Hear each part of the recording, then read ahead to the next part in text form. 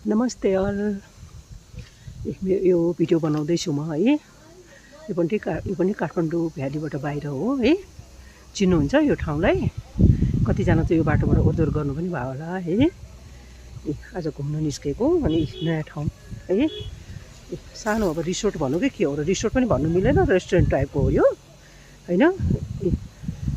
रमाइलो छ, काठमाडौँ भ्यालीबाट बाहिरै हो यो अलिकति है। रमाइलो छ, पल्युसनयुक्त है। हामी काठमाडौँमा बस्नेहरूलाई चाहिँ यस्तो ठाउँहरू कति राम्रो लाग्ने के है। हेर्नुहोस् न, डाँडा काँडाले ढाकेको है, राम्रो ठाउँ छ। गाउँ बस्तीमा बस्नेलाई त अब केही भ्यालु छैन, तर हामी यो सहर बजारमा बस्नेहरूलाई चाहिँ धेरै भ्यालु हुँदो रहेछ क्या यस्तो ठाउँहरूको है। राम्रो लाग्यो मलाई त है। सिम्पल तर कस्तो मजाको के, मजाको हावा चलिरहेछ है। थ्याङ्क यू अल मेरो भिडियो हेरिदिनु भएकोमा है। धेरै लामो पनि बनाउन सकिनँ, सरी यसको लागि।